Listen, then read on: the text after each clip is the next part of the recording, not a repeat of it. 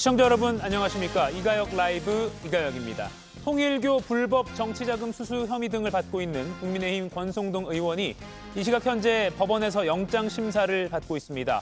구속될지 말지는 이르면 오늘 밤쯤 결론이 나올 걸로 보입니다. 국회 법사위가 오늘도 아수라장이 됐습니다. 나경원 야당 간사 선임안이 표결을 거쳐 부결되자 국민의힘은 강하게 반발했습니다. 잠시 후 짚어보겠습니다. 그럼 오늘 함께할 네 분의 해설위원 소개해드리고 백다의 앵커 브리핑으로 첫 번째 이슈 보겠습니다.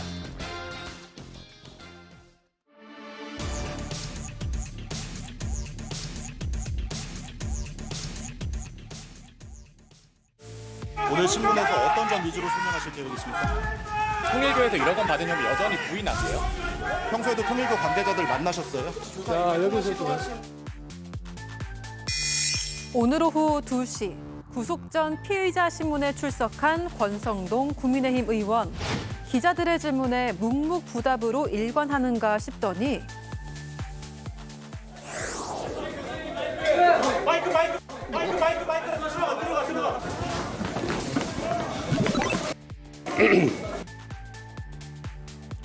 보신 것처럼 중앙지법 앞에 우뚝 멈춰서면서 취재진을 헐레벌떡 움직이게 했습니다.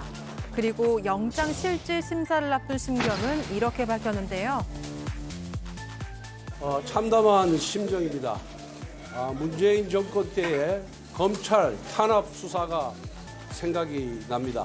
문재인 검찰이나 이재명 특검은 동일합니다. 저는 그때도 결백했고 이번에도 결백합니다. 오늘 법원에서 사실관계 그대로 밝히면서 잘 소명하겠습니다. 불체포 특권이 있는 현역 의원 최초로 특검 구속 심사를 받고 있는 권 의원.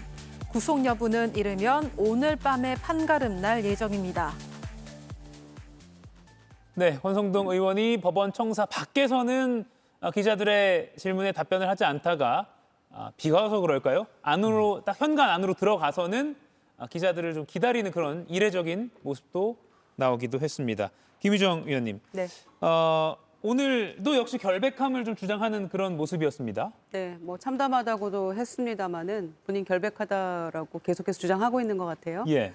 그래서 어차피 그 체포동의안이 본회의에서 뭐 여야 이 숫자로 봐서는 통과될 게 뻔하니까 그렇게 한 것일 수도 있겠습니다만 일단 본인이 당당하다, 나는 결백하다라고 계속 주장하면서 신상 발언 통해서 국민의힘 의원들에게도 가표를 던져주세요 했잖아요. 예. 본인도 투표에 참여하면서 가라고 적힌 거를 접지 않고 또 보여주기도 했어요.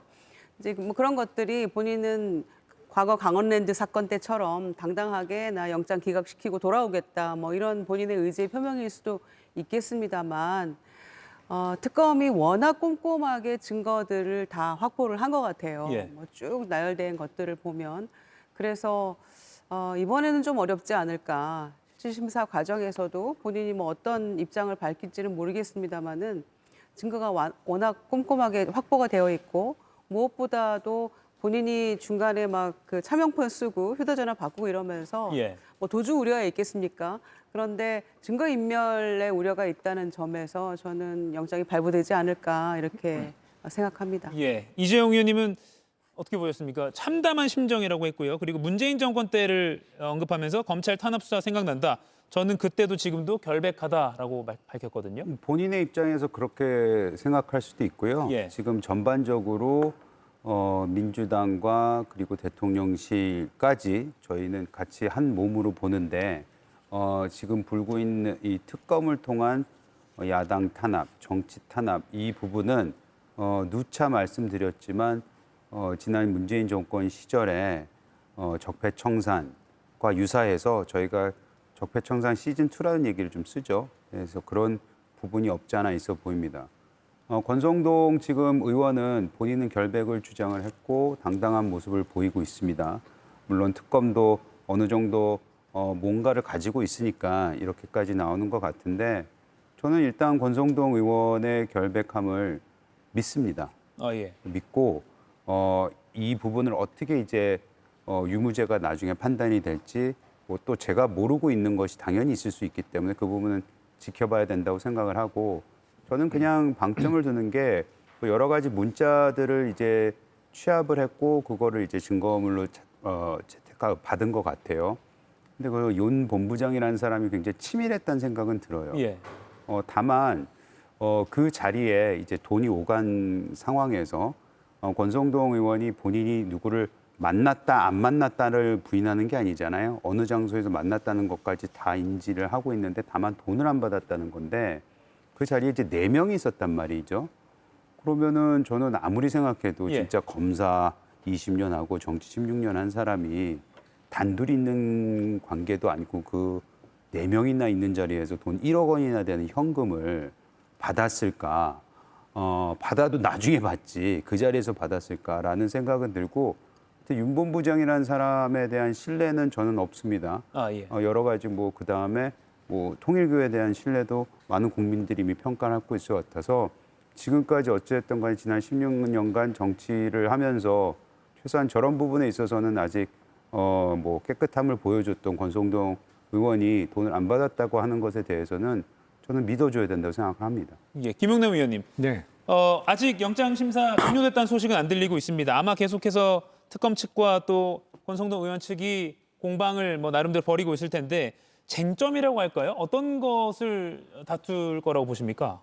뭐 가장 큰 쟁점은 예. 지금 1억 원을 받았느냐 안 받았느냐 그거겠죠. 예. 지금 조금 전에 뭐 4명이 있는 자리에서 받았겠느냐. 근데 지금 아마 수사 내용은 4시 중식당에 모여서 식사를 하다가 다른 2사람은 아마 자리를 살짝 좀 피해줬다. 눈치가 이상해서. 뭐 그런 취지인 것이죠. 그래서 예. 그 사이에 전달했다는 것이고 그 이후에 윤영호 전 본부장이 권성동 의원에게 보낸 문자도 있는 것이고 그 자리에 있던 다른 또 사람한테 뭐 성의라고 표현했나요? 뭐 하여튼 지원을 했다라는 또 문자를 보낸 것도 있고 그 전달됐다라고 하는 날짜 그 시각 직전에 찍혔던 사진 그러니까 예. 현찰 더미가 찍힌 사진도 제출이 됐고 해서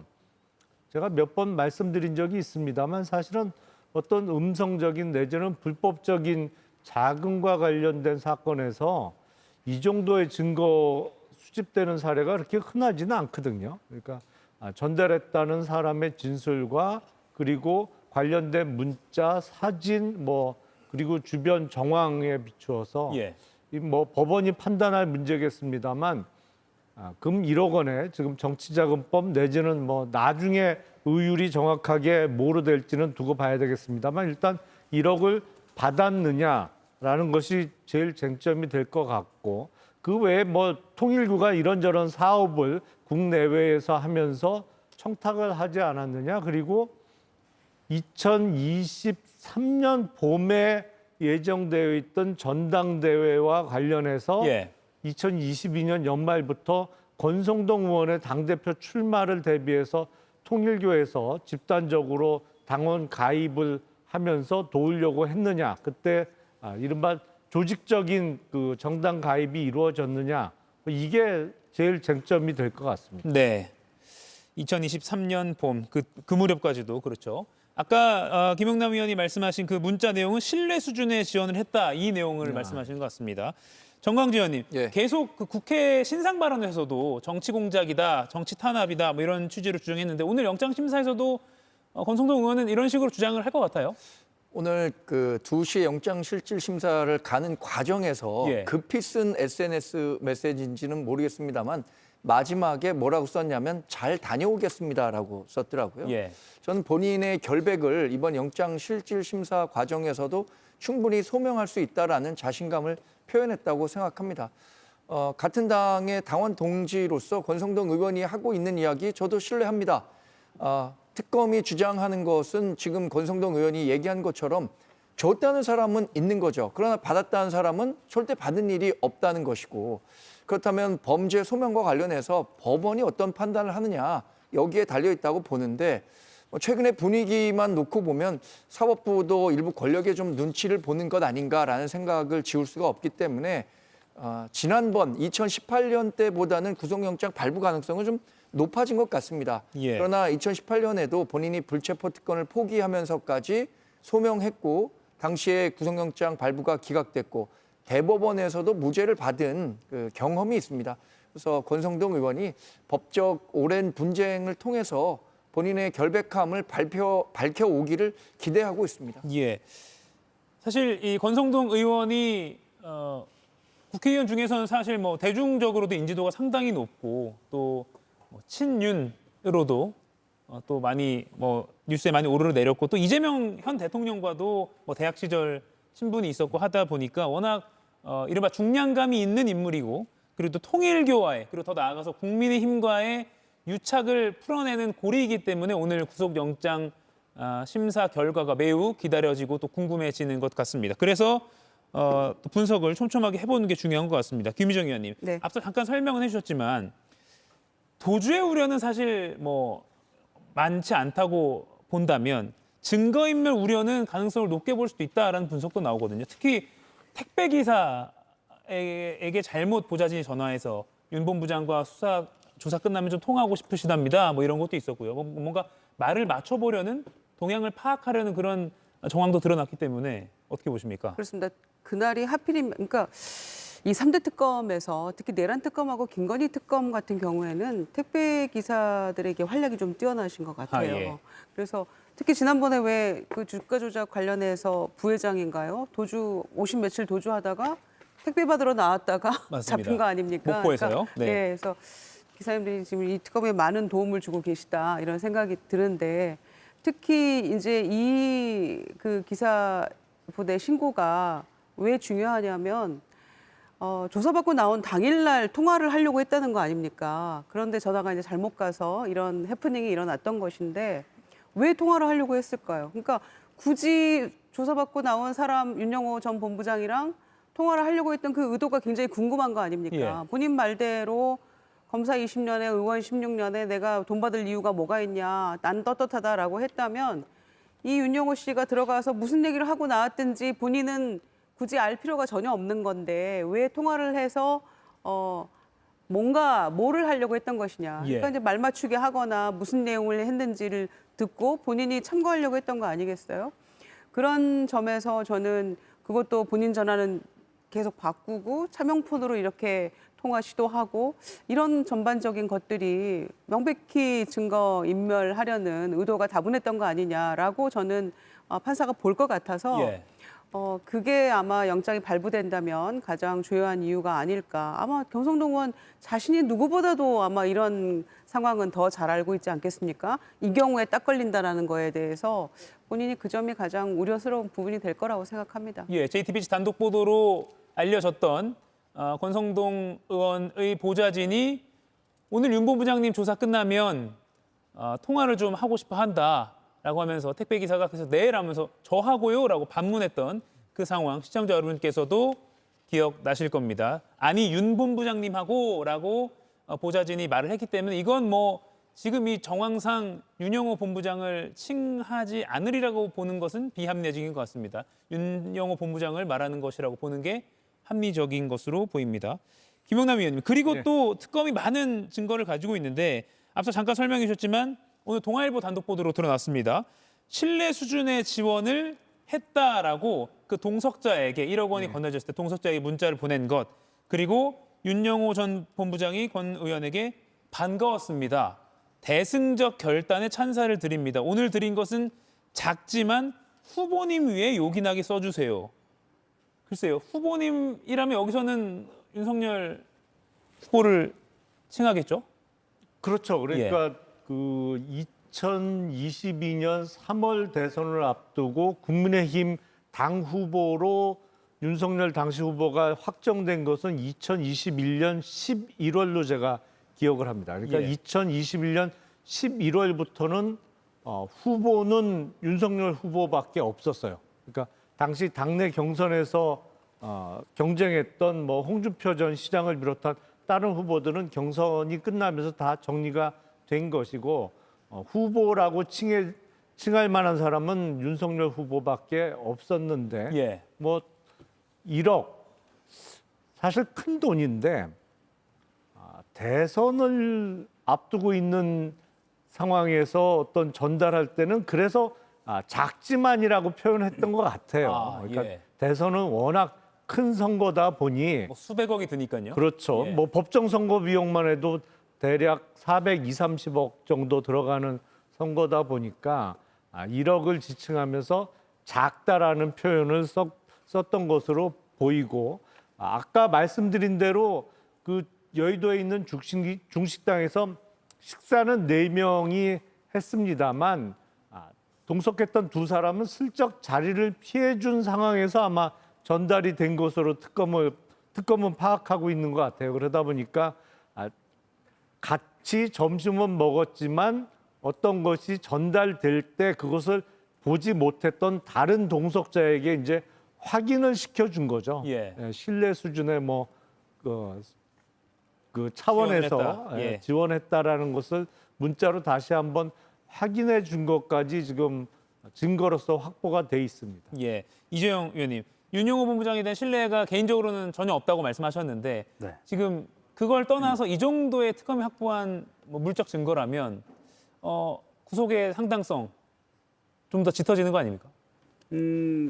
뭐 법원이 판단할 일이니까요. 그거에 대해서 제가 뭐 왈가왈부할 거는 아닌 것 같고 중요한 거는 지금 정황상 그래 보인다는 거 아니에요. 근데 윤영호 본부장에 대한 뭐 저는 개인적으로 신뢰가 굉장히 낮다고 말씀을 드렸는데 예. 지금 사진 찍고 문자 보내고 그 문자를 확인을 하고 계속해서 증거물을 남긴 거 아니겠습니까? 근데 저는 그것이 그렇다고 해서 꼭 돈이 전달이 됐다는 거를 100% 확정할 수는 없잖아요. 100% 확정할 수 없는 상황에서 권성동 의원을 그냥 구속을 한다?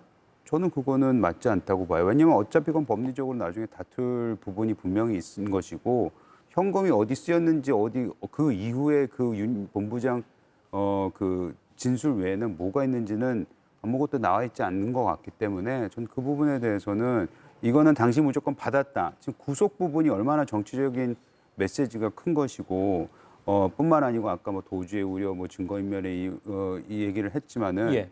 그 부분에 있어서 지금 권성동 의원이 할 수 있는 부분이 뭐가 있을까? 여기에서 지금 체포라는 거는 저는 꼭 100%는 아닐 수도 있다는 생각이 들고 기본적으로는 저는 권성동 의원이 지금까지 해왔던 언행들을 봤을 때 돈을 안 받았다라고 저렇게 얘기하는 부분에 있어서는 전 믿어줘야 된다고 생각을 하기 때문에 그 부분도 참작이 되지 않을까라는 생각을 하는 것이죠. 예. 김정희 의원님. 2022년 1월 5일 날 중식당에서 1억을 큰 거 한 장 서포트가 됐다는 거 아닙니까? 예. 윤영호 전 본부장의 주장은. 그런데 그리고 나서 한 열흘인가 뒤에 통일교 주최 큰 행사가 있었는데 거기에 윤석열 후보가 갑니다. 이 자리에서도 말씀드렸던 바가 있는데 그래서 캠프 내부에서도 이게 맞냐? 통일교 주최 행사에 가는 게 그랬더니 권성동 의원이 표가 300만 표인데 가야지라고 부득불 주장을 해서 가게 됐다는 거죠. 이제 그게 바로 열흘 정도 상관이에요. 날짜가 정확하다면 1월 15일 정도로 제가 기억하는데 예. 그 1억 받고 10일 후가 되는 거 아닙니까? 그게 하나가 있고요. 두 번째는 윤영호 전 본부장이 내가 배달 사고 내지 않고 잘 전달했다라는 차원에서 알리바이를 확실하게 해두기 위해서 예. 그 동석자에게도 문자를 보낸 것이 특검의 압수수색을 통해서 확보가 된 거 아닙니까? 그래서 신뢰 수준의 뭐 지원을 했다. 지원, 뭐 예. 이렇게. 그러니까 그런데 그 문자를 받은 동석자가 누구냐 하면 세계일보 전 부회장인데 그 만남의 자리를 권성동 의원하고 윤영호 전 본부장을 주선한 사람이에요. 그 사람에게 이제 보낸 문자가 확보가 된 것이죠. 그리고 바로 그 식사 후에 작지만 후보님 위해 요긴하게 써달라라는 문자를 보냈는데 그러면은 그 이후에 권성동 의원의 답변이 무엇이었느냐. 그게 굉장히 저는 트리거가 될 것 같아요. 아무 답도 안 했다는 것도 문제가 될 것이고 또 알았다 고맙다라고 해도 문제가 될 것이기 때문에 왜냐하면은 상식적으로 본인이 안 받았다는 나는 결백하다라는 주장이 뒷받침되려면 뭘 줬다는 거냐랄지 예. 아니면 뭘 요긴하게 써달라는 것이냐라고 뭔가 반문이 가거나 무슨 소리냐라는 그 리액션이 나와야 된다고 생각해요. 한마디로. 그런데 그것에 대해서는 특검이 밝히고 있지 않기 때문에 어느 정도 그 후속 문자가 확보가 됐는지도 오늘 심사에서 굉장히 중요한 역할이 될 것 같습니다. 예. 그러니까 그 부분도 이재용 의원님. 네. 지금 가정하시는 거잖아요. 그러니까 예를 들어서 우리가 김건희 전 여사가 목걸이 그 모조품 나왔을 때 예. 이거는 뭐 나 전에 산 거고 뭐 이거는 모조품인데 홍콩에서 산 거고 이랬을 때 저희가 추적을 해보니까 이건 말도 안 되는데 어차피 그 구속심사에서는 결국에는 특검이 진품을 가지고 나온 거 아닙니까? 그러니까 그 정도의 수준을 가지고 나온다면은 그거는 막을 수가 없겠죠. 근데 지금 상황에서 우리가 지금 진행 중인데 예. 여기서 그 권성동 의원이 무조건 받았다고 단정하고 오늘은 무조건 구속이 될 거다라고 얘기하는 건 전 아니라고 말씀드리는 거예요. 아니, 그러니까 거기에 제가 대해서 답변을 뭘 했는지도 모르고 답변을 안 한 것도 문제라고 말씀하시고 그렇게 지켜볼 수도 있다고 생각을 합니다. 하지만 그런 거에 대해서 아무것도 나오지 않는 상황에서 지금 권성동 의원은 무조건 받았으니까 구속돼야 된다.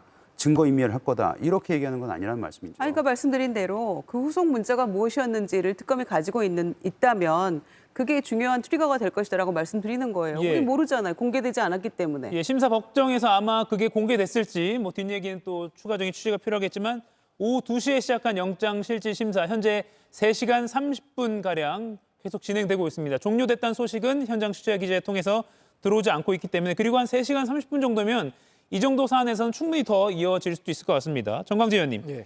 물론 가정입니다. 이재용 의원께서는 함부로 가정하지 말자고 지금 말씀하셨지만 오늘 밤에 이제 이르면 결과가 나올 수 있고요. 네. 만약에 구속이 된다면 통일교 관련 의혹 그리고 더 나아가서는 국민의힘과의 유착 의혹까지도 수사가 탄력을 받을 수밖에 없을 것 같습니다.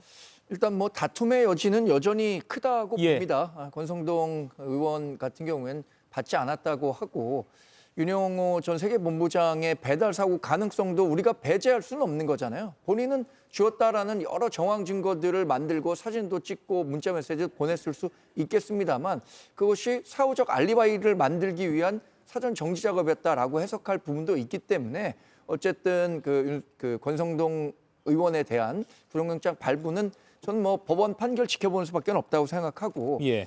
그 특검은 상당히 큰 기대를 하고 있을 것 같아요. 권성동 의원이 갖고 있는 정치적 위상이라는 게 있지 않습니까? 5선 의원이고 윤석열 전 대통령과는 어린 시절 중마고우였고 이른바 윤핵관의 한 사람이었기 때문에 이번 구속영장이 발부되는 것만으로도 한 큰 산을 넘었다라고 평가할 것 같습니다. 일단 신병을 확보하게 되면 그 이후에 치러지는 그 수사와 관련해서도 조금 더 빠르게 수사 속도를 낼 수 있을 것이다라는 자신감이 있을 것으로 보이는데 예. 저는 그 통일교가 국민의힘과 관련해서 뭐 경선에 관여했든 아니면 대선 과정에서 관여했든 그것이 정말로 범법적인 요인이 있었던 건지 아니면은 그 일반적인 정치 논리상 허용될 수 있는 수준의 협력이었는지 이 부분도 법정에서 다툴 영역이 많이 있기 때문에 이것만으로 통일교와 국민의힘을 자꾸만 연관지으려고 하는 것은 무리라고 봅니다. 예. 아마 불체포 특권을 포기한 그것도 어떻게 보면 조금은 판사에게 영향을 줄 수 있는 거 아니냐. 김영남 의원 짧게 이거 어떻게 보십니까?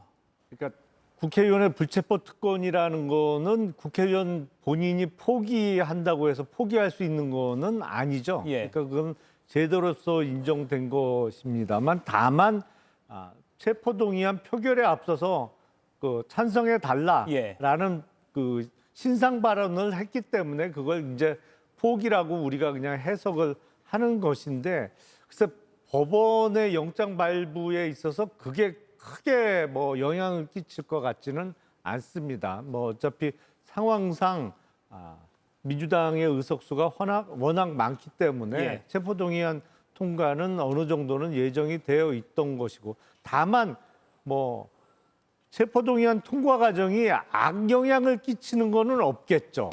거기서 뭐 법원 영장재판에 출석하겠다는 의사를 표시한 것이니까요. 그래서 하지만 발부 여부에 있어서 큰 영향을 끼칠 것 같지는 않습니다. 다만 이제 가장 중요한 건 영장 단계에서는 어떤 범죄 혐의의 입증이라는 표현보다는 소명이라는 그 표현을 쓰는데 소명은 입증보다는 좀 낮은 단계라고 해석을 하거든요. 그래서 어느 정도의 개연성을 밝힐 수 있으면 소명되었다라고 해서 영장이 발부되기 때문에 그런 차원에서 최종적인 유죄 판결보다는 좀 입증의 단계는 영장 단계는 확실히 좀 낮은 것이다. 예. 이렇게 이해하시면 좋겠습니다. 알겠습니다. 오늘 밤이면 결과가 나올 수 있을 것 같습니다. 또 내일 이 시간에 전달해 드리고요. 통일교에서 불법 정치 자금을 받는 혐의를 받고 있는 이 권성동 의원 못지않게 이 사건의 또 다른 키맨이라고 할 수 있는 한학자 통일교 총재가 있습니다. 건강상의 이유로 특검에 소환 3차례를 불응하다가 저희 방송 한 몇 시간 전에요. 내일 오전 10시에 자진 출석하겠다라는 입장을 밝혔습니다. 이재용 의원님, 특검과는 사전 협의는 안 됐다고 하더라고요. 그럼 내일 나오면 그냥 바로 조사를 받을 수 있는 겁니까? 그렇지 않아요? 아니 자기만 간다고 그러면 오히려 김영남 의원님한테 물어봐야 될 것 김영남 같은데요. 의원님. 아니 그러니까 그 15일 어제까지 3차례 소환 통보에 응하지를 않았잖아요. 그러니까 보통 그 정도 되면 특검에서 체포영장을 청구를 하죠. 근데 아직 체포영장을 청구했다는 뉴스는 못 들었으니까 뭐 오늘 밤에 만약에 체포영장을 청구하면 내일 아침까지는 발부받을 수 있죠. 그러니까 방법은 특검에서 지금이라도 체포영장 발부를 받아서 내일 아침 10시에 출석하면 체포영장으로 바로 집행할 수는 있습니다. 근데 어제 3차 출석에 불응했는데 어제 바로 체포영장을 안 친 거로 봐서 뭐 내일 17일 날 오전 10시에 출석하면 조사를 시작하지 않을까라고 생각은 됩니다만 글쎄 특검하고 상의 없이 그냥 10시에 나가겠다고 지금 한 것이라서 지금이라도 이제 특검 측에 연락해서 좀 조율을 해보겠죠, 시간을. 그런 의사인 것 같습니다. 체포영장만은 피하려고 또 부랴부랴 내일 나가겠다라고 했다는 분석도 있고요. 또 특검 입장에서는 지금 권성동 의원 영장 심사에 또 중요한 특검 표현으로는 빅 이벤트라고 아까 브리핑에서 표현했는데 그런 일도 있기 때문에 또 한학자 총재에 대한 영장 청구가 오늘 이뤄지지 않을 것이다라는 관측도 무게가 실리고 있긴 합니다. 정광재 의원님, 그런데 이런 상황에서 장동혁 국민의힘 대표가 오늘도 기독교 관련 단체를 만났어요. 그래서 뭔가 종교 탄압이라는 그런 프레임으로 계속 가져가려는 것 아니냐 이런 분석도 나오거든요. 장동혁 국민의힘 대표가 독실한 기독교 신자이기도 하고 그에 앞서서 기독교, 이른바 개신교 그 신도들 가운데 국민의힘과 정치적 지향점을 같이 하는 분들 그 싱크로율, 교집합이 굉장히 높습니다. 그러니까 우리 당의 핵심 지지층 가운데는 자유민주주의 가치를 확실히 지켜야 한다. 또 북한과의 관계에 있어서도 뭐 이른바 퍼주기식 대화를 위한 대화 이런 그 정책에 반대하는 분들이 많거든요. 그러니까 장동혁 대표 입장에서는 핵심 지지층과 기독교 신자들의 싱크로율이 높은 상황에서 그분들의 그 정치적 지지를 확보하는 것이 중요하다고 생각했을 수 있고 또 마침 이 소년보 세계로교회 목사에 대한 구속영장이 발부돼서 구속 수감된 상태잖아요. 이분과 관련해서는 상당히 우려하는 목소리들을 많이 내고 있습니다. 과연 손 목사가 적용되고 있는 공직선거법 위반이라든가 지방교육자치법 위반이 이렇게 구속 수감될 사유인 정도인가라는 부분에 대한 문제를 제기하고 있기 때문에 전반적인 여론을 환기시키고 또 우리 지지자들을 결집시킨다는 측면에서 활발한 종교단체 활동을 이어가고 있는 게 아닌가 이렇게 판단합니다. 물론 개신교계 내에서도 손윤보 목사의 행동을 비판하는 입장도 뭐 기자회견 등을 통해서 나오고 있다는 점도 제가 말씀드립니다. 자, 그리고 내일 구속 심사를 받는 또 한 명의 인물이 있습니다. 바로 김상민 전 부장검사입니다. 이유한 화백의 그림을 대리구매했다라는 의혹을 사고 있죠. 그런데 이거 좀 황당한 소식이 나왔죠. 윤석열, 김건희 부부에게 검찰 동향을 수시로 보고해왔다라는 걸 스스로 이렇게 특검에 자백을 했다는 겁니다. 김유정 의원님, 왜 이런 자백을 했다고 보십니까? 우선은 특검이 구속영장에 뇌물죄가 아니라 청탁금지법 위반으로 적시를 했다고 그래요. 그러니까 뇌물죄는 대가성을 입증을 해야 되는 거잖아요. 청탁금지법은 대가성하고는 무관하니까 한마디로 특검에서 그 이완 화백의 검사 뭐죠? 할인. 검사 할인. 검사 DC 너무 익숙지 소위. 않으셔서. 그 말도 안 되는 1억 4천만 원짜리 1억 2천에 샀다는 이제 검사 할인. 그러니까 1억이 넘는 거 아닙니까? 그러면 뇌물죄에서 1억이 넘으면 특가법상 무기 또는 징역 10년 이상 이렇게 되더라고요. 그러니까 굉장히 죄가 중해지는 것이고 그렇게 되면 적용되면 윤석열, 김건희 그 부부도 종범, 공범, 뭐 이렇게 정범, 공범 이렇게 되더라고요. 그러니까 어떻게든 뇌물죄를 피하고 매간매직은 안 했다라는 것을 강조하기 위해서, 주장하기 위해서 본인이 내가 당선되고 나서 월 1회 동양보고를 했다는 거잖아요. 계속해서 동양보고하고 그다음에 이른바 줄리 의혹, 뭐 도이치모터 주가 조작 사건에 대한 수사 동향 이런 것들 다 보고했다는 것이기 예. 때문에 내가 이렇게 열심히 해서 물론 그 행위는 부적절했지만 열심히 해서 인정받아서 내가 국정원에 법률특보를 간 거예요. 이걸 주장하기 위해서인데 궁극적으로는 매간매직이 아니라는 것을 주장하려고 그런 그 본인이 자수하는 예. 자백하는 형태를 취한 것 같고 두 번째는 뇌물죄를 피하기 위한 그런 꼼수처럼 보여지는데 예. 일단 그 대가성을 확실하게 입증은 못했으니까 일단 청탁금지법으로 걸어둔 것 같긴 합니다만 오빠가 그 김건희 씨의 오빠가 부탁해서 샀다는 내용도 오빠의 진술과는 전혀 맞지 않잖아요.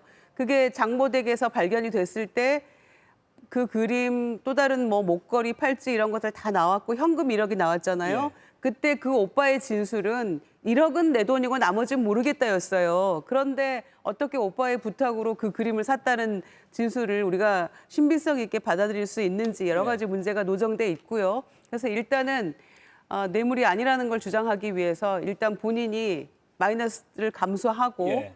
내가 이렇게 동양보고를 했다라고 실토한 게 아닌가 싶습니다. 한간에는 부장검사 출신이니까 법기술을 써서 이런 전략을 만들어내는 거 아니냐 이런 비판도 나오는데요. 뭐 본인이 그때 들어가면서 예. 자기도 검찰 수사 뭐 오래 수사해봤다. 수사해봤다. 예. 즉 어떻게 대응할지도 난 안다. 뭐 이런 식의 뉘앙스로 다 알아들었잖아요. 그래서 뭐 이런 얘기를 하면서 어떤 득을 취하기 위해서 이런 그 진술을 했는지 모르겠으나 뭐 얘기를 들어보면 나 능력 있다. 나 뭐 진짜 일 열심히 했다. 그렇기 때문에 나한테 공천 주기 위한 거 아니었냐. 뭐 이런 뉘앙스로 들리기도 하지만 예. 중요한 거는 그러면 그 능력 있는 사람이 왜 그림을 사러 갑니까? 그건 검사 잘못- 할인을 받으려고. 그것도 뭐 검사 할인보다 예. 그럴 거면 차라리 연예인 할인 받으러 간 게 낫겠죠. 그래서 저는 이거는 어느 정도 좀 이상하다고 생각은 듭니다. 예. 정광지 의원님, 이 뉴스 보셨을 때 어떤 생각 드셨어요? 현직 검사 시절에 월급 받으면서 별도로 자기 수사 열심히 하면서 대통령 부부에게 보고를 한 겁니까? 이게 그런 그 생각이었을 것 같아요. 법적으로 문제가 되느냐 아니면 무능하거나 도덕적으로 문제가 되느냐. 예. 이 부분 가운데 본인이 지금 앵커께서 얘기하신 것처럼 법에 대해서 누구보다 잘 아니까 이것을 피해 가기 위한 전략으로 이런 이야기 뭐 내놨을 가능성이 크다고 봅니다. 그러니까 그 김건희 여사가 처음에 김상민 전 검사에 대해서 공천을 줘야 하는 이유에 대해서 조국 사태 때 고생을 많이 했다. 그러니까 일 열심히 했었으니까 공천을 줘야 한다. 이런 얘기를 했어요. 그 전반적으로 포함되어 있다고 봅니다. 이 김상민 전 검사가 검사 시절에 여러 가지 그 윤석열 전 대통령 부부를 위해서 사적인 좀 도움을 줬기 때문에 이에 대한 보훈 차원으로 공천을 주려고 했었던 게 아닌가라는 식으로 해석될 수밖에 없는데 그게 이렇게 해석되는 것이 그림을 줬기 때문에 그러니까 고가의 그림을 선물했기 때문에 공천을 줘야 한다라고 평가받는 것보다는 훨씬 더 나은 선택이라고 생각하기 때문에 이런 답을 하지 않겠습니까? 예. 상식적으로 뭐 생각해봤습니다. 김용래 의원님, 이런 시각으로 접근해 보셨습니다. 윤석열 전 대통령이 임기 초반에 민정수석실 워낙 부작용이 많으니까 폐지하겠다라고 하면서 폐지했잖아요. 뭐 정보조사 기능 폐지한다. 결국 정보를 이렇게 다 대충 받아왔던 거네요. 뭐 김상민 전 검사의 주장이 사실이라면 예. 그런 거죠. 공식적으로 그런 어떤 공직사회에 대한 감찰 기능을 담당할 민정수석실은 정작 없애면서 예. 사적인 그 인연을 통해서 검찰의 동향부 보고를 대통령뿐만 아니라 대통령의 영부인까지 이제 뭐랄까요 비선 조직을 통해서 받았다? 그 더 나쁜 거죠. 사실은 민정수석실을 통해서 공적으로 보고를 받는 게 맞겠죠. 근데 저거는 김상민 전 검사가 이제 본인 구속을 피하고자 만들어낸 얘기일 가능성이 매우 높아 보여요. 예. 왜냐하면 대통령 취임하자마자 자기가 검찰의 동향 보고를 이렇게 한 달에 한 번씩 하면서 신임을 얻어서 그렇게 공천도 챙겨주려고 했고 공천에 실패하니까 국정원장 법률특보를 보내줬다? 아니, 대통령 취임 전으로 해서 누가 뭐래도 윤석열 검찰총장 시절부터 시작해서 윤석열 대통령 취임 이후에 한참 동안은 누가 뭐래도 최측근은 한동훈 법무부 장관이에요. 김상민 전 검사가 부장급인데 검찰 동향을 한동훈 당시 법무부 장관보다 자기가 더 잘 알아요? 뭘 안다고 보고를 해요? 별도로. 예. 택도 없는 소리입니다, 정말. 요새 검찰이 수사 개시권도 없앤다고 하고 이런저런 그 개혁의 대상으로 지목이 돼서 어려움을 많이 겪고 있는데 저런 잘못된 사람 몇몇이 다 망가뜨린 거예요, 사실은. 예. 저는 내일 영장 재판 결과가 어떻게 될지 미리 예단하기는 어렵습니다만 참 좋은 결과가 나왔으면 합니다. 예, 권성동 국민의힘 의원 오늘 밤 이르면 구속 여부가 결정이 되고요. 방금 저희가 토론한 김상민 전 부장검사 영장 심사도 내일 예정돼 있습니다. 그리고 국회 법사위 상황이 오늘도 아수라장이었습니다. 백다 앵커가 브리핑 오래 기다렸는데요. 백 앵커 불러보겠습니다. 백 앵커 나와주시죠. 국민의힘이 내밀었던 회심의 카드 나경원 의원, 오늘도 법사위 간사가 되지 못했습니다. 총 투표수 10표 중 우 10표로 의사일정 제2항 나경원 간사 선임의 건은 부결되었음을 선포합니다. 기표소까지 등장한 법사위. 이례적인 무기명 투표에 나경원 의원은 목소리를 높였는데요. 의회 독재의 또 다른 역사를 쓰는 겁니다. 위원장께서 이것을 표결에 붙이면 저희는 헌법재판소로 이것을 가져가겠습니다. 가세요. 그렇지, 헌법재판소도 민주당이 장악했으니까 마음대로 하겠죠.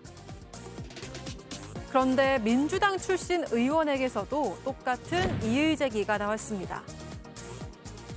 존경하는 추미애 위원장님, 반드시 이 간사 선임안을 철회해 주시고 다시는 이런 인간이 국회의원 배지를 달고 간사까지 나오는 일은 절대로 없어야 한다라고 생각합니다.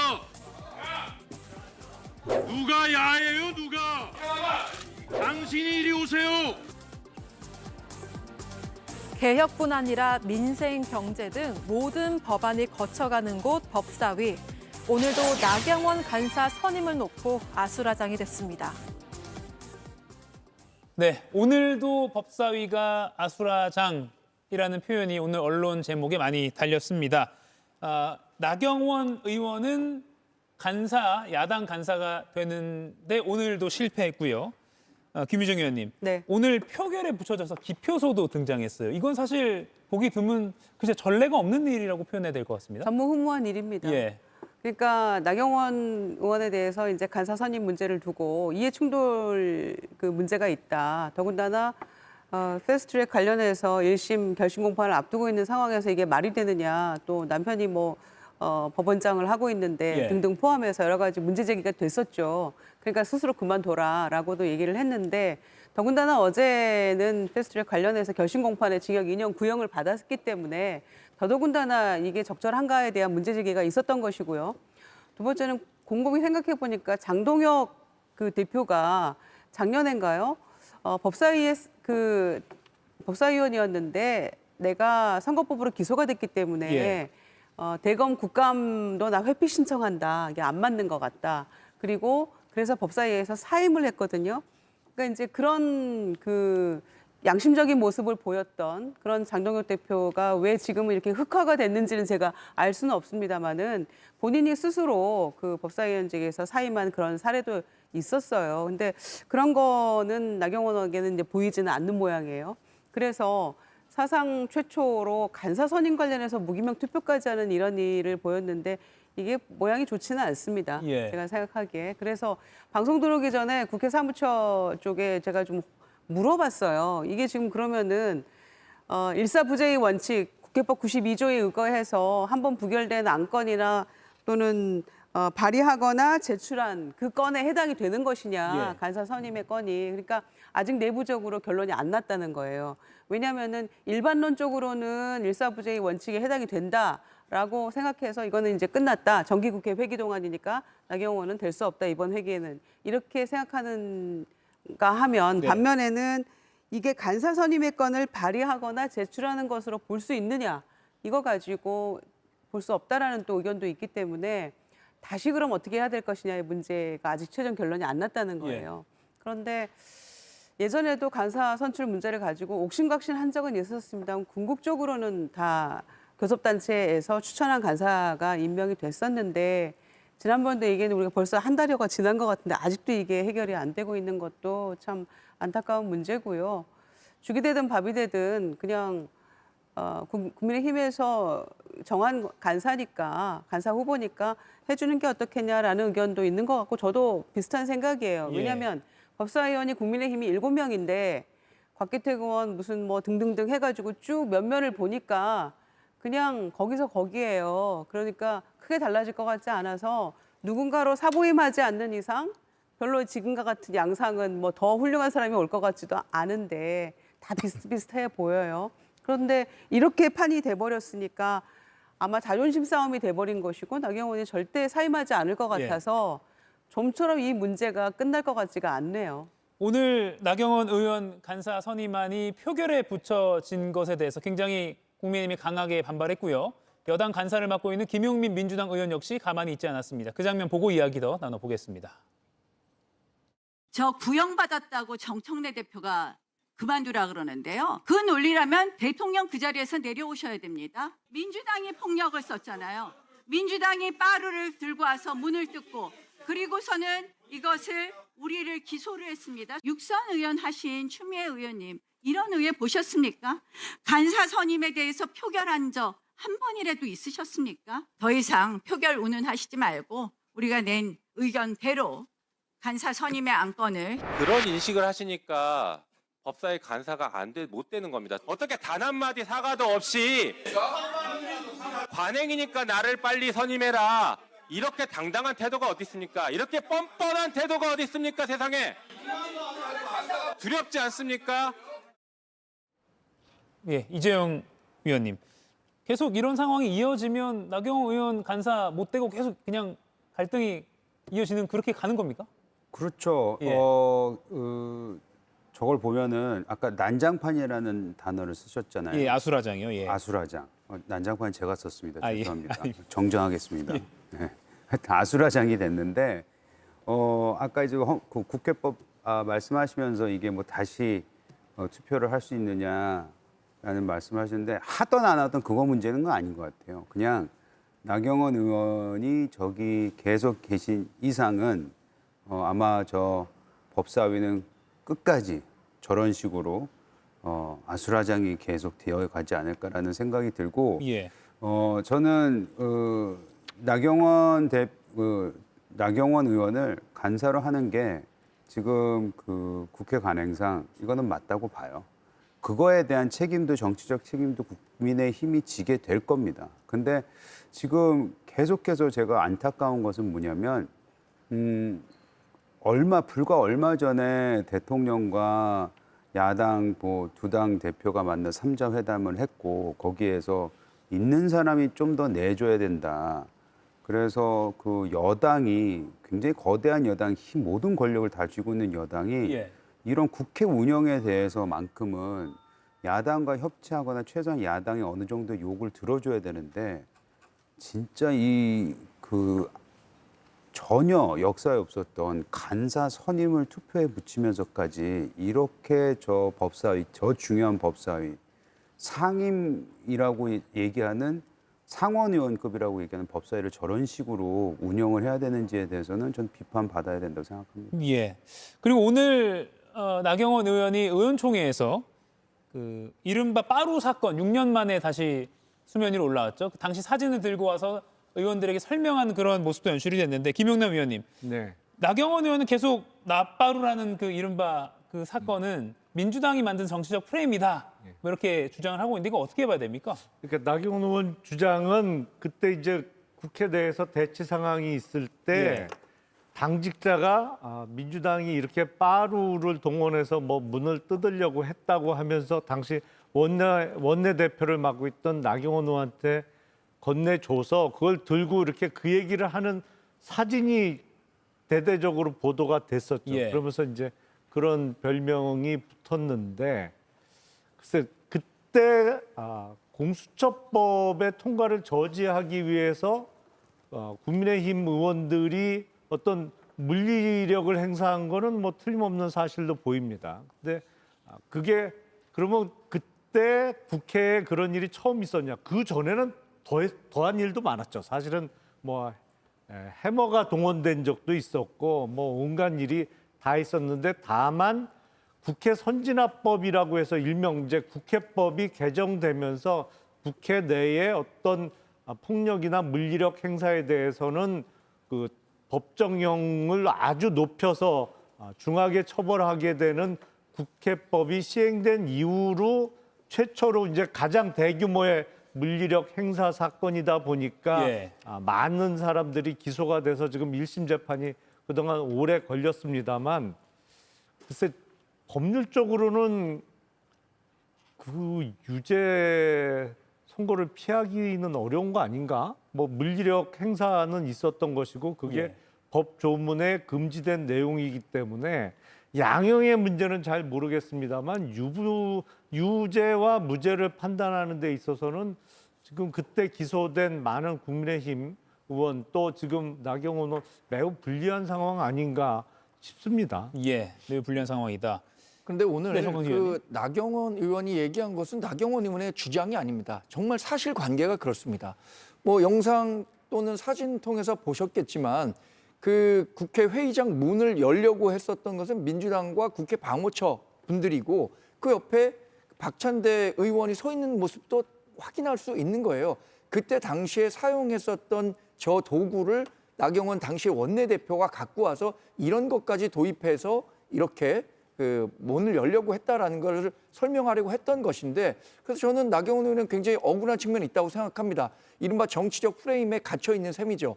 나빠루라는 것이 뭐 우리가 흔히 얘기하는 코끼리 생각하지 말라고 하는데 자꾸 코끼리 생각하는 것처럼 나경원 의원이 이런 얘기를 하고 있음에도 불구하고 오히려 본인에게 조금 불리하게 작용되는 이런 것들에 대해서 상당히 좀 본인으로서는 억울한 측면도 있을 것 같아요. 또 하나는 법사위 운영과 관련해서 지금 민주당이 국회에서 또 법사위에서 절대 다수의 의석을 갖고 있다고 해서 이렇게 폭력적으로 회의를 운영하는 게 맞습니까? 국민의힘도 다수 의석 가져봤고요. 민주당도 소수 의석으로서 굉장히 힘들었었을 때 있습니다. 그런데 지금 간사선임과 관련한 이런 부차적인 문제에서까지 우리 그 국민의힘의 자율권을 인정해주지 않고 표결로서 아예 막아버린다. 이게 국회를 제대로 운영하겠다라는 다수 정당의 인식인지 이런 부분에 대해서는 정말 우리 국민 여론이 좀 판단할 부분이 있다고 생각합니다. 예, 물론 민주당에서도 또 나경원 의원의 과거 한남동 관저 앞에서 뭐 이렇게 스크럼을 짰던 그런 장면 등등 해서 그런 걸 사과를 좀 요구하는 그런 조건을 내거는 것도 있다는 말씀도 드립니다. 그런데 오늘 법사위에서 또 아수라장이 됐던 정말 극에 달했던 순간이 한 장면이 있습니다. 곽규택 국민의힘 의원의 이 발언으로 갈등 또는 언쟁이 아주 치달았는데 한번 보고 이야기 더 보겠습니다. 남편이 법원장이니까 아내가 법사위 간사해서 되느냐. 남편까지 욕먹이고 있잖아요. 박지원 사모님은 뭐 하세요 지금? 돌아가셨어요. 그렇죠. 그런 말씀 하시면 안 되는 거예요. 너무 무리합니다. 박 의원님 너무 무리해요. 박규택 실수했어. 저러니까 자기 형님한테도 야단들어.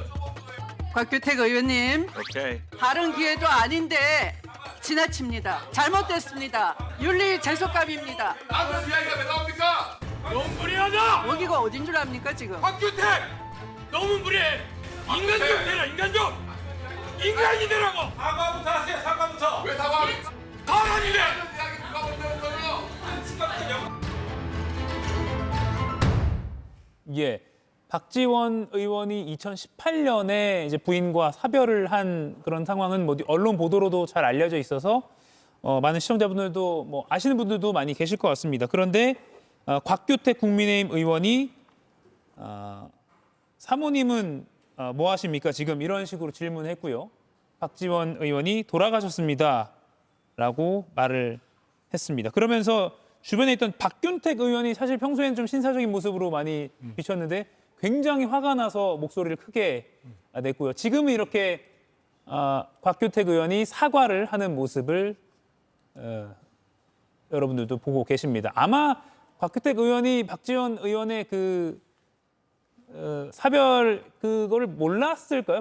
김영남 의원님 어떻게 보십니까? 그러니까 순간적으로 그거는 생각 못했던 것 같아요. 예. 그러니까 박지원 의원이 나경원 의원의 남편 이야기를 하니까 그냥 거기에 반발해서 예. 즉흥적으로 박지원 의원을 향해서 사모님 얘기를 한 건데 아마 돌아가셨던 거는 미처 생각을 못하고 발언을 툭 던졌던 거 아닌가 싶습니다. 근데 뜻밖의 그 대답이 나오니까 예.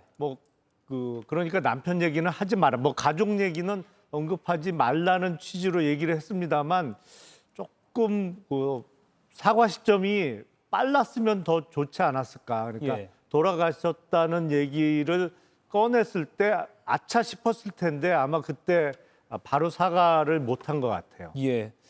근데 사과하세요라고 아까 이게 언쟁이 오갈 때요. 사과하세요 하니까 왜 사과합니까? 이런 발언을 곽규택 의원이 또 했거든요. 그러니까 분명히 돌아가셨다고 박지원 의원이 말을 했는데 말이 오가다가 왜 사과합니까라는 말까지 나왔어요. 그래서 이게 제가 보기에 법사위는 예. 무슨 논리고 어떤 예의고 이게 안 통하는 상황 분위기 같아요. 그러니까 각자 적대감이 너무 극한 수준까지 다들 올라와 있어서 무조건 상대방이 뭐라고 하면 거기에 대고 샤우팅하고 비난하고 이런 상황 아닌가 싶습니다. 지금. 또는 잘 안 들리나요? 그러니까 돌아가셨습니다라는 발언을 못 듣고 계속 그렇게 주장을 했던 걸까요?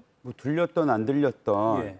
안 들렸을 수도 있고 들었을 수도 있는데 저는 핵심은 앞서 말씀하셨지만 너무 감정의 골이 깊어요. 예. 국회의원이 국회에서 해야 될 정치를 하고 있는 것이 아니고 감정 싸움에 매몰돼 있다 보니까 본인이 내뱉은 말을 주워 담을 수 있는 그 공간마저도 없는 것 같아요.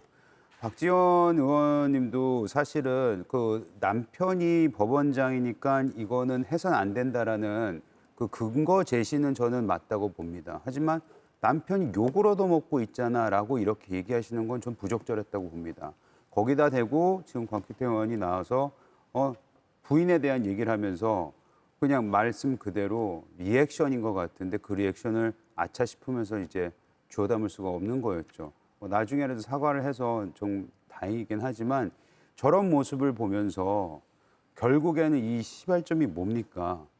나경원 간사 만드냐 안 만드냐 여기서부터 감정의 골이 시작돼서 논리적인 대화는 하나도 안 하고 서로 간에 소리만 지르고 있잖아요. 이게 앞으로 쭉 간다고 생각을 해보세요.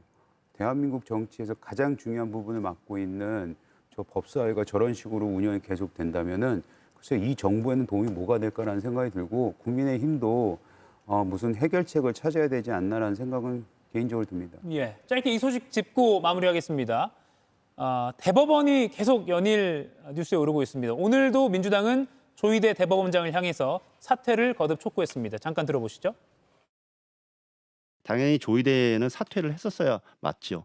지금도 마지막 저는 시기라고 생각합니다. 스스로 물러나는 것이 사법부의 권위와 독립성을 전 지키는 시기라고 생각합니다. 대상임은 명백하고요. 저는 그런 충분한 이유가 있다고 생각합니다.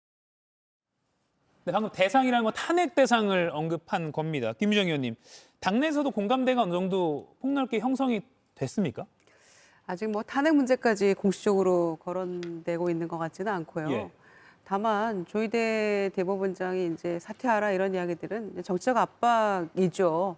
그리고 뭔가 이 사법 정의를 위해서 그동안 대법원이 불법 개헌과 내란 상황에서 서부지법 폭동 과정에서 구속 취소와 즉시 항고 포기 과정에서 도대체 어떤 정의로운 목소리를 냈는가에 대해서 국민의 불신이 너무 커졌죠. 그래서 특히 내란 재판 과정에서 그 직위원 재판부에 대한 불신 그리고 이 거북이 같은 이 속도 여기에 대한 것들을 그리고 또 감찰 결과도 지금 어떻게 돼가고 있는지 하몽차사인 이런 상황에서 왜 계속해서 그 재판을 맡고 있는가에 대한 국민적 의혹이 있는 게 사실인데 저는 이 조희대 대법원장이 이런 부분에 대한 좀 정확한 답변과 그다음에 어떻게 풀어나갈 것인가에 대한 대안을 제시해야 된다고 생각합니다. 예. 그게 지금 사법 불신을 회복할 수 있는 가장 좋은 방안이고 그리고 과거에 대선 직전에 있었던 유죄 취지 파기환송 이재명 그 대표 그 선거법 관련해서 거기에 대해서도 법원 내부에서도 사퇴하라 이런 목소리가 있었어요. 그런데 거기에 대해서 눈 감고 여기까지 뭉개고 온 거 아닙니까? 그런데 정치권에서 여전히 지금 이 내란재판부 행태에 대해서 불신하고 있는 거고 거기에 대해서 어떻게 이 해법을 제시할 것인가에 대한 내란 전담 재판부에 대한 의견도 결자 해제하라 이렇게 목소리를 내고 있는 것인데 묵묵부답인 거 아닙니까? 사실상 뭉개고 가는 거잖아요. 그런 점에서 저는 사법부의 어떤 자정의 목소리 그리고 이 문제를 어떻게 풀 것인가에 대한 대안을 가지고 저는 풀어나가야 될 문제라고 생각합니다. 예, 조희대 대법원장이 어제는 퇴근길에 기자들의 질문에 아무 답을 하지 않았는데 오늘 과연 어떤 발언을 할지 그것도 나오면 방송 중이라도 저희가 바로 전해드리도록 하겠습니다. 네 분과 대화는 여기서 마무리하겠습니다. 고맙습니다.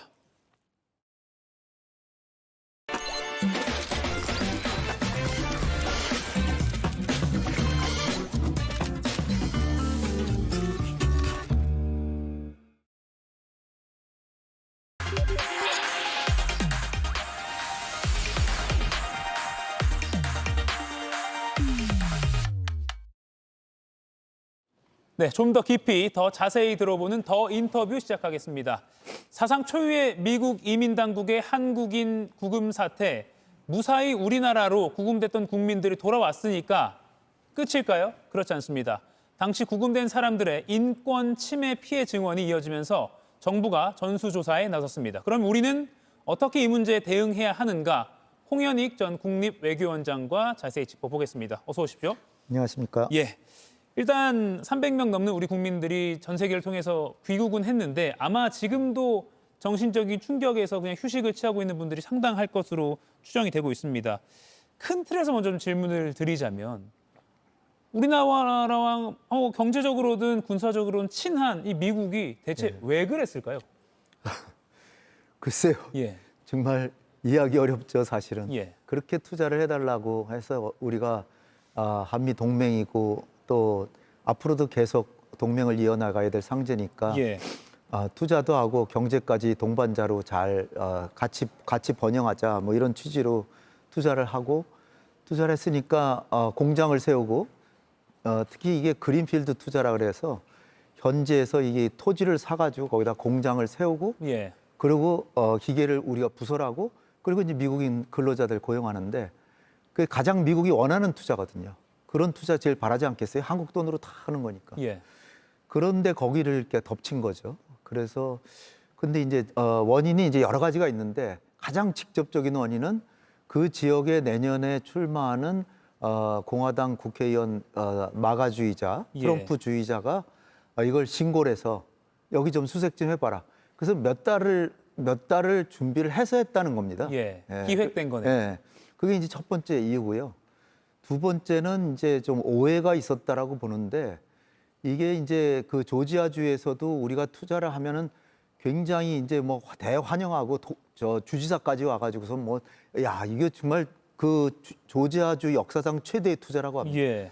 그래서 굉장히 환영을 했는데 막상 지금 이제 공장 부설이 시작되고 했지만 미국인들 고용은 많지 않은 거죠.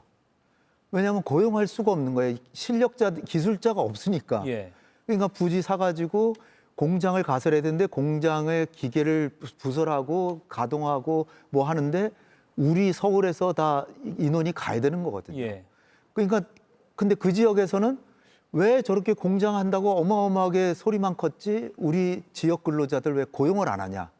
그래가지고 그 지역의 노조에서까지 이게 뭐가 잘못됐다라고 이렇게 여론이 별로 안 좋았다는 거예요. 이게 소통의 문제라고 볼 수 있고요. 세 번째는 백악관에서 트럼프가 이제 파퓰리스트니까 이민자 단속하겠다고 뭐 열을 올리고 막 그래가지고 그 부비서실장인 스티븐 밀러 같은 사람은 대대적으로 계속 색출해라. 예. 그래서 한 달에 3,000명씩 해라. 그러니까 이 할당을 채워야 되는 거거든요. 그러니까 국토안보부하고 이민 세관 단속부 예. 요 두 개가 제일 이제 큰 기관인데 여기서 인원을 채워야 되니까 잘 됐다. 여기 가서 왕창 잡아가자. 그래서 이제 구분 안 하고 이제 많이 500명 가까이 데려간 거고요. 예. 그런 상황에서 참 안타깝게도 그러니까 미국 내의 국내 정치 그리고 이제 관료주의적인 오해가 또 있습니다.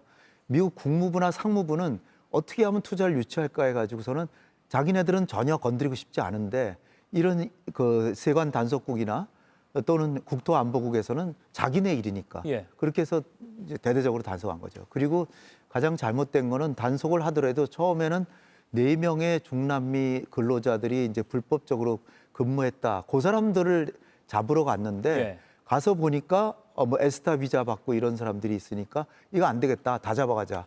이래가지고 또 할당도 채워야 되고 그래서 그냥 뭐 가리지 않고 데려간 걸로 이렇게 생각이 됩니다. 존 볼턴 전 백악관 국방안보보좌관이 트럼프 미국 행정부 내부에서 손발이 서로 뭘 하는지 몰라서 발생한 사태다라고 국내 언론과 인터뷰한 게 있는데 방금 설명하신 그 내용이 들어가 있는 것 같습니다. 자, 그러면 지금부터 이 부분이 참 중요한 것 같습니다. 구금됐던 한국인 노동자들의 증언이 속속 더 자세히 나오고 있는데 인권 침해 수준의 그런 처우를 받았다 이런 폭로들이 나오고 있습니다. 한마디 좀 들어보고 질문을 또 하도록 하겠습니다. 들어보시죠. 제소버크가 있고 그 상태로 머그샷 때인데요. 그러고 나서는 사태를 발견해요. 그게 제소번호 같더라고요. 하수구만 남은 것 같고 500ml 크기의 생수통을 딱 2병 가져오더라고요. 그거를 20명이서 나눠 마셨는데 진짜 그거 마시자마자 그냥 침이 막 고이고 하는 게 너무 맛있더라고요. 예, 지금 저런 사진도 그렇고요. 또 연합뉴스가 한국인 근로자가 작성한 그 구금 일지라는 걸 보도를 했는데 그 내용을 보면 미란다 원칙 고지 당연히 없었고 어떤 권리를 주장할 수 있지 이런 거에 대한 설명 전혀 없었고요. 또 뭐 시설은 72인실에 몰아져 넣어서 아예 구금이 해제될 때까지 거기만 있었던 인원들도 상당히 있었다. 공용 변기 4개, 소변기 2개, 시계는 전혀 없고 바깥도 볼 수 없었다. 침대 매트에는 곰팡이가 피어 있었다 등등입니다. 이런 처우를 들으셨을 때 글쎄요, 이게 외교적으로도 우리가 충분히 문제제기를 할 만한 부분인 것 같습니다. 그렇죠. 인권 사각지대라고 할 수 있고요. 예. 그리고 무엇보다 중요한 게 그 미국 당국도 얘기를 했지만 이분들은 피의자 신분이기 때문에 일단 무죄 추정의 원칙이 적용된다라고 얘기를 했는데 무죄 추정된 사람들을 저렇게 다뤘다는 게 미국 자체가 인권에 대해서 굉장히 경시하고 있다는 느낌을 주는데 북한 문제나 이렇게 중국 문제 얘기할 때는 맨날 그 인권 하면서 정작 자기들 제도에서는 저렇게 하고 있고 더군다나 동맹국 국가에서 또 더군다나 또 거기 투자를 하고 있어서 미국을 도와주러 간 건데 그분들을 저렇게 대우했다는 건 정말 이해가 안 가고요. 좀 무식하고 정말 거칠고 야만이다 그런 생각이 정말 듭니다. 그래서 저런 걸 잘 조사를 해서 일단은 우리 당국도 지금 과정에서 항의를 안 하고 했던 거는 항의하고 그러면 그것 때문에 더 늦어질까 봐 석방이 더 늦어질까 봐 안 한 거고요. 지금 이제 그분 감금당했던 분들 말씀을 잘 들어서 잘 모아가지고 인권 탄압 사례가 있다 그러는 거는 엄연히 항의를 하고 해야 될 것 같습니다. 예. 그 앞서 제가 소개해드린 그 연합뉴스와 인터뷰한 그 근로자의 증언에 따르면 특히 그 72인실의 변기는 하체만 덮는 정도로만 천으로 가려져 있어서 그러니까 사실상 다 뻥 뚫린 거죠. 그렇죠. 그래서 이 국민은 생리 현상을 최대한 참으면서 그 변기를 이용하지 않으려고 버텼다라고 하더라고요. 이거는 거의 글쎄요, 기본적인 수용 시설로서의 조건도 갖추지 못한 거 아닌가라는 생각도 들 정도입니다. 우리 외교부가 미 이민 당국의 인권 침해를 전수조사하고 또 필요하면 미국 측에 문제제기 하겠다고 밝힌 상황이긴 합니다. 자, 그러면 앞서 말씀하신 대로 빠른 귀국을 위해서 협상하는 과정에서는 이걸 문제 삼지 않았더라도 이제부터는 더 적극적으로 문제 제기를 할 필요성 있다고 보십니까? 적극적으로 문제 제기하기에는 지금 현안도 너무 많고요. 그 현안이라면 관습상. 물론 이제 이 인권 침해 사례는 잘 모아가지고 이거를 전달을 하면서 이런 부분에 대해서는 미국이 인권 종주국이라 하는데 너무 실망스럽다. 더군다나 동맹국에 이럴 수 있냐라고 하면서 우리가 거기 투자를 해서 같이 공동 번영하자고 하는 일인데 우리 국민에게 어떻게 이럴 수가 있냐라고 정중하게 계속 사과하고 가능하다면은 사과를 요구하고 더 고위층에서 지금 부장관이죠. 미국 국무부 2인자가 서울에 와서 우리 1차관 만나가지고 심심한 유감을 표현하고 그리고 이걸 계기로 이 비자 제도가 잘 개선되는 방침으로 삼자 이렇게까지 얘기를 했다는데 더 고위 당국이 했으면 좋겠고, 물론 그 루비오 국방장관이 이분들이 다시 들어올 때는 불이익이 없다 뭐 이렇게 얘기를 했다고 하는데, 사실 불이익이 없다 그런 게 혜택은 전혀 아니죠. 예. 그거는, 그리고 불이익이 없다는 것이지, 이분들이 다시 미국에 들어갈 때 지난번에 그렇게 고생하셨죠. 당연히 비자 좋은 걸로 상용 비자로 좋은 거 내드리겠습니다. 이게 전혀 아니거든요. 예. 불이익이 없다는 거죠. 그냥 단지 그냥 처음 들어가는 사람 대우를 해주겠다는 거지. 그러니까 어떻게 보면은 미국이 좀 더 성의를 보여야 되는 건 분명한 것 같습니다. 예. 그렇지 않으면 우리가 기업들에서 상당히 지금 망설일 것 같고요. 당장에 거기 미국에서 근로하러 가라고 월급을 많이 준다고 해도 나는 못 가겠다 그런 사람들 많이 나올 것 같아요. 예. 그럼 결국 미국 손해죠. 그 민주당 이현주 의원이요. 궁극적으로는 트럼프 대통령의 공식적인 유감 표시나 또는 사과가 반드시 우리 국민들에게 있어야 한다라고 발언했는데, 이 발언은 어떻게 보십니까? 현실적으로 가능하다고 보십니까? 글쎄, 뭐 부장관이 일단은 사과한 셈인데, 예. 부장관이 국무부 2인자거든요. 그 뭐 장관이 공개적으로 해주거나 트럼프 대통령이 해주면 더 좋겠지만, 트럼프는 또 자기 지지자들이 있거든요. 예. 그러니까 최근에 이제 뭐 우리 외국인 근로자들 환영하고 투자를 우리는 적극 장려한다라고 또 최근에 자꾸 그런 얘기를 하면서도, 예.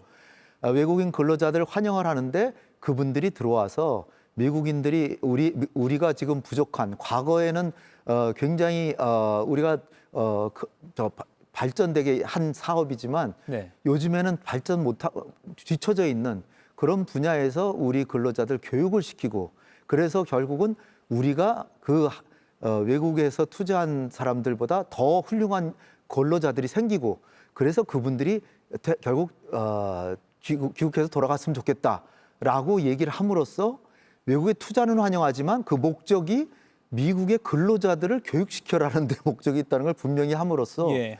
자기 지지층을 계속 지키려는 모습을 보이거든요. 그런 상황에서 과연 사과를 할까? 해주면 좋죠. 이 대통령께서 23일 날 이제 미국에 연설하러 또 가시는데, 같은 날 또 연설을 한단 말이에요. 트럼프 대통령. 그러니까 만날 수도 있는데, 그런 때 트럼프 대통령이 뭐 좀 지나가는 얘기라도 좀 우리가 좀 이민 단속 기관들이 좀 잔혹행위 같은 거 한 것 같은데 예. 전혀 본인은 아니었고 좀 미안하게 생각한다. 이 정도 한마디만 해줘도 예. 상당히 좀 관계가 부드러워지지 않을까 봅니다. 그 부분 질문 드리려고 했는데요. 네. 딱 일주일 뒤 23일에 네. 유엔 총회가 열립니다. 이재명 대통령과 트럼프 대통령이 뭐 정식 회담은 아니더라도 약식 회담, 네. 짧게라도 좀 현안에 대해서, 특히 조지아주 사태에 대해서 이야기할 가능성 있다고 보십니까? 네, 지금 금년이 유엔 창설 80주년입니다. 예. 그러니까 대단히 뜻깊은 해이기 때문에 유엔 총회 세계 이목이 집중되고, 대통령께서도 연설하고 트럼프도 연설하고, 또 그 다음 날 24일 날은 유엔 안보리 이사회를 대한민국 대통령으로서는 처음으로 주재를 합니다. 예. 그 세계 이목이 우리 대통령한테 쏠리는데, 미국이 생각하는 건 오로지 다른 데 있습니다. 우리한테 3,500억 달러와 기업들이 투자한다는 1,500억 달러, 합쳐서 5천억 달러, 이거 빨리 서명 받으려는데 거기에 온 노력을 지금 집중하고 있습니다. 예. 그래서 그거를 받기 위해서 사과 아닌 사과가 비슷하게 할지는 모르죠. 예. 그렇지만 그렇다고 해서 그걸 또 서명하기는 매우 어려운 상황이에요. 그게 3,500억 달러에다 1,500억 달러 더하면 5천억 달러인데요. 우리나라 외환 보유가 4,100억 달러예요. 그럼 우리나라 외환 보유고 전체를 다 미국에 투자를 해야, 우린 외환 보유가 하나도 안 남습니다. 아이고, 우리가 지금까지 수십 년 동안을 미국에 투자하려고 그 돈을 모았나요? 그런데다가 투자의 방식도 투자처를 미국이 정한다. 이익은 50대 50으로 나누다가 한국이 자금을 회수하면 미국이 90, 한국이 10을 갖는다. 이거는 정식 투자가 아니죠. 이건 거의 그냥 약탈 수준인데, 이거를 우리가 지금 받아들이기가 매우 어려운 상황인데, 미국은 거기에 총력을 집중하고 있습니다. 그래서 우리 언론이나 우리 여야도 다 힘을 합쳐서 이게 우리 정부가 이게 굉장히 중요한 문제거든요. 그걸 지켜야 되지 않나 저는 봅니다. 그래서 오히려 이 향후 협상에서 이번 조지아주 사태를 지렛대 삼을 수 있는 기회는 없을까? 어떻게 보십니까? 그렇죠. 지금 미국이 좀 우리한테 좀 미안해 하잖아요. 그래서 트럼프 대통령은 교육하지 말고 그냥 남아서 우리 근로자들 교육도 시켜주고 좀 하라 그러는데, 사과는 안 하고, 사과하면서 혹시 했으면 모르죠. 그럼 좀 안심이나 되잖아요. 사과는 안 하고 그냥 남아 있어도 좋다. 무슨 큰 혜택을 베푸는 것처럼 그렇기 때문에 한 분 빼놓고는 다 귀국했잖아요. 316명이 이렇게 귀국했잖아요. 예. 그런 상황에서 지금 이제 우리한테 남은 거는 지금 그 비자제도 우리한테 지금 얻어야 될 거는 비자제도 비원 비자라는 게 이제 단기 상영 비자인데 예. 요게 이제 할 수 있는 게 기계를 부설하고 그다음에 가동시키고 교육시키고 여기까지인데 예. 건설을 하거나 현지에서 월급을 받으면 안 된답니다. 근데 요 비원 비자를 거기까지 할 수 있게 해주면 비원 비자가 상당히 다수거든요. 예. 그냥 그분들은 비원 비자만 받아도 한 몇 달 이상 거기 체류할 수 있으니까 이게 상당히 해소가 되는데 예. 다른 방식은 이제 그 E4 비자라 그래가지고 지금 미국 그 의회에 법안이 계류돼 있는데 예. 이게 한국인 동반 법안이라 그래서 10년째 계류돼 있는데 예. 이게 쉽지가 않습니다. 왜냐하면 하원에서 하원 상원 상임위 통과해야 돼요. 예. 거기다 과반수 하원, 상원 과반수. 그러니까 번번이 이게 10년 동안 가결이 안 돼 왔거든요. 예. 그래서 이제 이게 여기에는 뭐 책임을 굳이 따지자면 미국인들이 이 이민 문제가 심각해지니까 정치인들이 부담이 되니까 여간해서 통과를 안 시켜주는 거예요. 그래서 한미 FTA인데 FTA를 받은 멕시코나 칠레나 싱가포르, 캐나다 이런 나라들은 뭐 최소 15,000명 막 이렇게 할당을 받고 있어요. 그 나라만 혜택을 받을 수 우리는 없어요. 예. FTA 한 나라 치고는 우리만 없는 거예요. 그래가지고 이제 혜택을 못 받고 있는데 그거는 우리가 FTA를 늦게 체결했기 때문입니다. 그래서 나름 노력은 하고 있지만 우리도 이제 단기적으로 세율 낮추고 그런 데만 신경을 썼지 여기에 집중을 안 한 거죠. 예. 이게 통과되면 15,000명이 되니까 이게 제일 좋은데 이거는 어쨌든 상원 하원 통과돼야 되니까 이건 쉬운 일은 아닙니다. 예. 2012년부터 그 말씀하신 E4 비자라고 하죠. 한국 전문 인력 별도 비자 쿼터. 그러니까 아까 저희가 표로 보여드렸지만 뭐 H1B, L1, E2 이런 걸 다 떠나서 맞습니다. E4라고 해서 아예 새로 네. 하나를 만드는 건데 이게 계속 2012년부터 번번이 실패를 해오고 있어서 네. 이 부분도 오히려 이번 조지아주 사태를 우리가 발판 삼아서 더 미국 의회 쪽으로도 강력하게 좀 압박을 할 수 있는 수단이 되겠네요. 맞습니다. 의회 로비가 지금 상당히 약하고요. 예. 우리 외교부도 사실은 이제 그 단기 관세 내리고 뭐 그런 데 집중했고, 그러니까 이번 정부 책임이 아니라 지난 10년 전부터 계류돼 있었던 거니까 여러 정부들을 떠나서 그러니까 여야 간에 이거 가지고 책임 공방할 필요는 전혀 없고요. 예. 향후에라도 여기에 집중해서 이걸 해야 되는데 그러려면 로비에 좀 더 집중해야 되고 예. 그다음에 이제 이번 사태를 잘 그 홍보를 잘해서 예. 그리고 한국이 하는 취지가 한국인들 못 들어오면 결국 미국 경제의 손해라는 걸 잘 얘기를 해서 예. 미국 의원들이 통과하도록 협조를 해주도록 하는 최대한의 외교 노력을 발휘해야 되겠죠. 예. 제2의 조지아주 사태가 또 발생할 가능성도 있다고 보십니까? 실제로 기업에서는 그런 리스크를 이번에는 계속 이제 염두에 두고 앞으로 사업을 펼칠 거라는 전망이 나와서요. 몇 달 내에는 뭐 아무래도 발생 안 하겠지만 예. 그 뒤로는 알 수가 없습니다. 왜냐하면은 이민 단속국이라든지 국토안보부 이런 데는 할당이 있어가지고 또 내년에 중간 선거가 다가올수록 트럼프 대통령의 불법 이민자 추방은 점점 더 강해지고 예. 이민자 추방할수록 인기가 올라가니까 이게 문제예요. 그러니까 미국인들이 좀 지성인으로서 좀 미국인들이 좀 판단을 해줘야 되는데 그냥 외국인들 추방하고 그러면 막 거기에 환호하고 그러니까 예. 그러니까 정치인인 트럼프 대통령도 자꾸 그거를 장려하고 그러니까 또 여기 그 스티븐 밀러 비서실장이나 국경 짜르 톰 호번 이런 사람들은 예.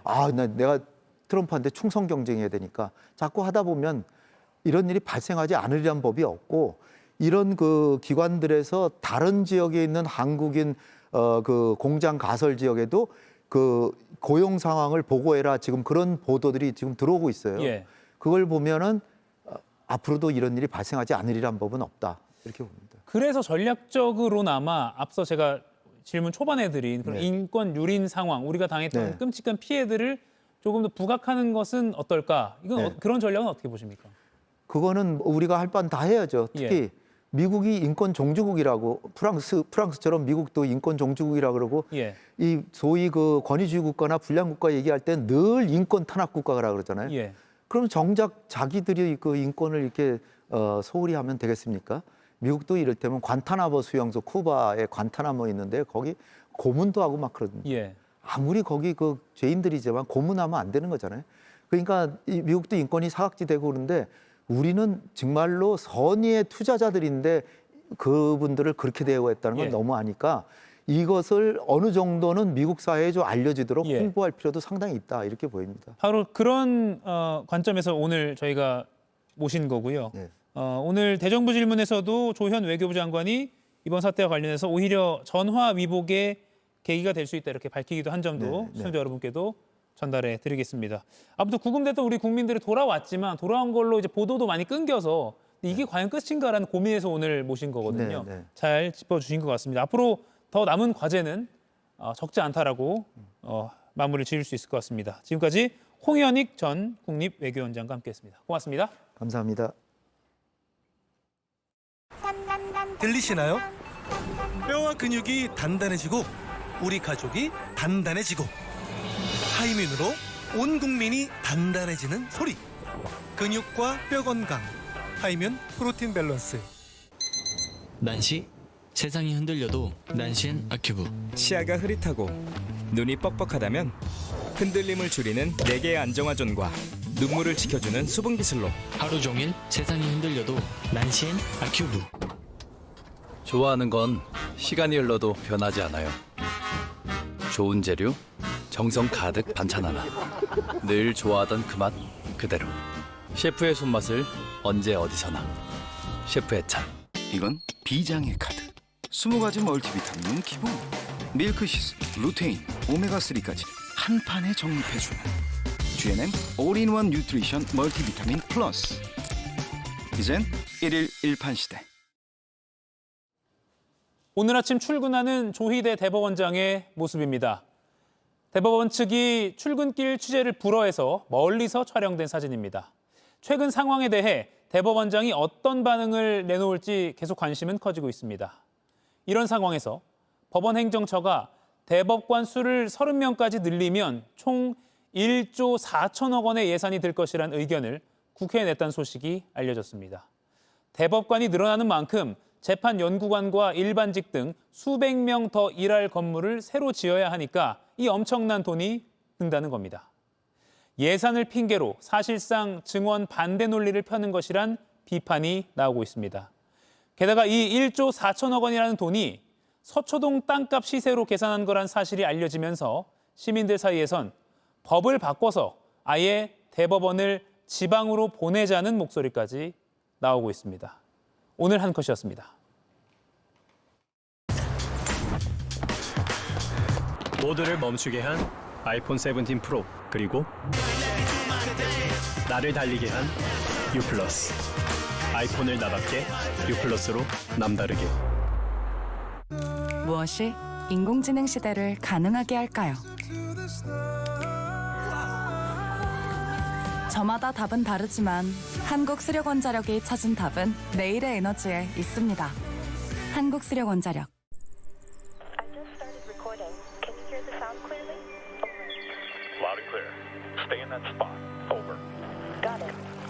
긴 여정을 함께할 때 필요한 건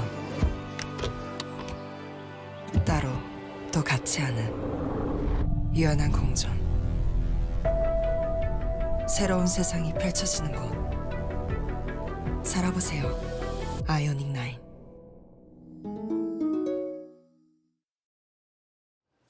바로 이어질 JTBC 뉴스룸 예고 하나 해드리겠습니다. 오늘 구속심사에 출석한 권성동 국민의힘 의원은 결백하다고 주장했습니다. 하지만 JTBC 취재 결과 특검은 통일교 측이 전달한 1억 원이 한국은행 관봉권이란 정황을 포착했습니다. 그 1억 원이 4-5개의 뭉치로 나뉘어서 각각 포장돼 있고 띠지들로 묶여 있었습니다. 그 사진을 특검이 확보했다는 겁니다. 잠시 후 뉴스룸에서 자세히 전해드리겠습니다. 오늘 이가역 라이브는 여기까지입니다. 내일 오후 5시에 다시 뵙겠습니다. 고맙습니다.